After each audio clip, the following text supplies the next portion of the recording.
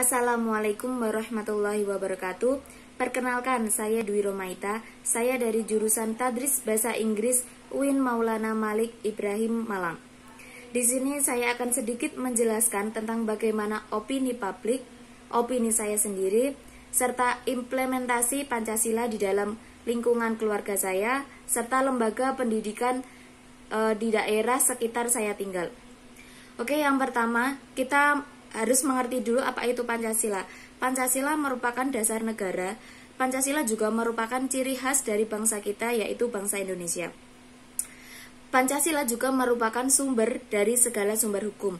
Hal ini telah tertulis dalam Undang-Undang Nomor 12 Tahun 2011 Pasal 2 yang berbunyi, Pancasila merupakan sumber dari segala sumber hukum. Oleh karena itu telah kita pahami bahwa apapun yang kita lakukan, apapun yang akan kita kerjakan, bagaimana masyarakat bertindak, itu harus sesuai dengan asas-asas yang telah tercantum di dalam Pancasila.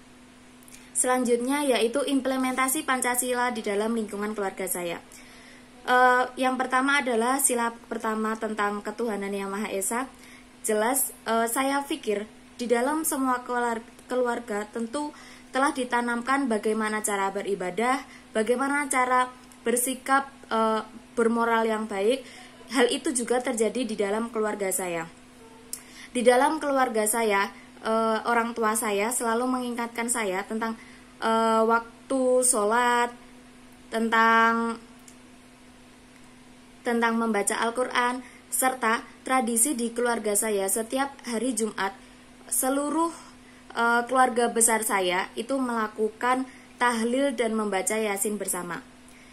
Kemudian selanjutnya yaitu tentang implementasi sila ketiga tentang persatuan. Nah,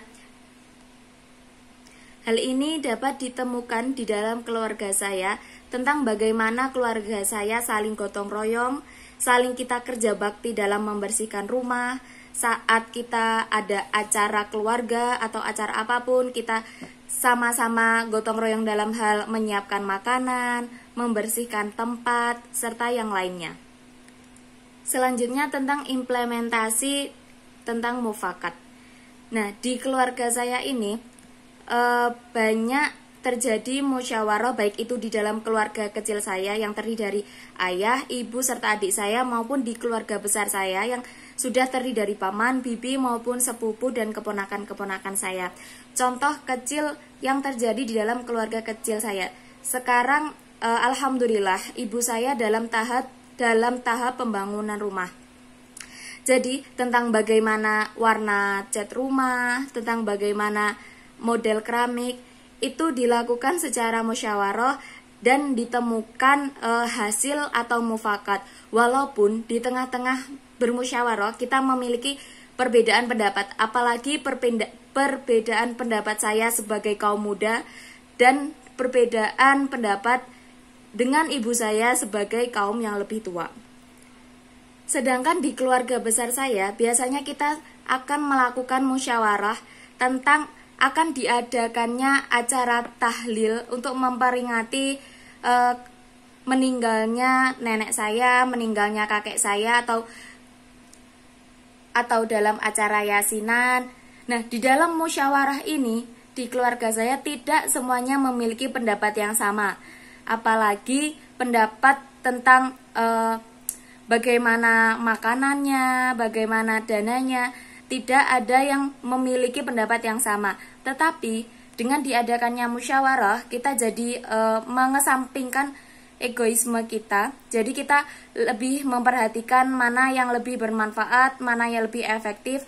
Jadi ditemukanlah hasil yang oleh semua keluarga disetujui. Selanjutnya yaitu adalah opini publik. Opini publik sendiri ini saya ambil dari paman saya.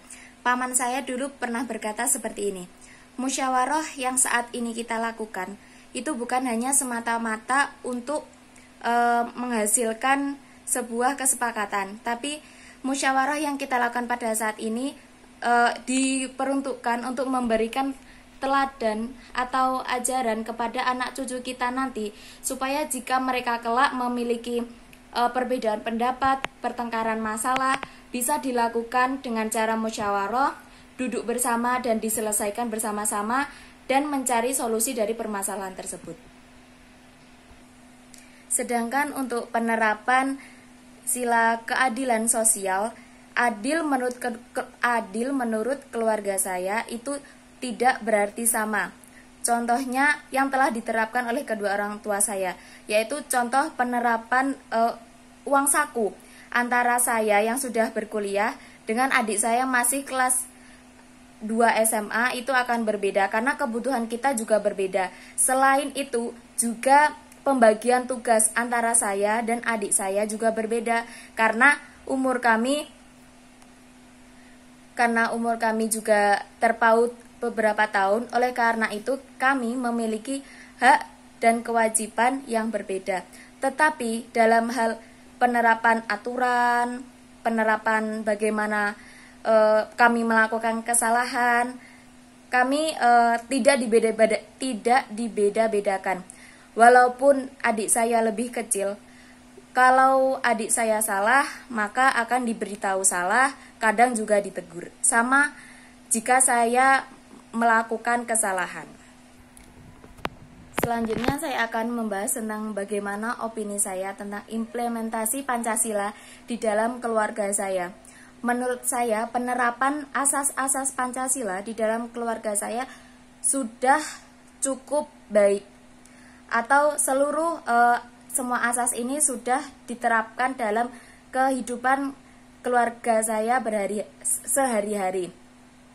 Nah, walaupun dalam penerapannya terkadang terdapat masalah, terdapat hambatan,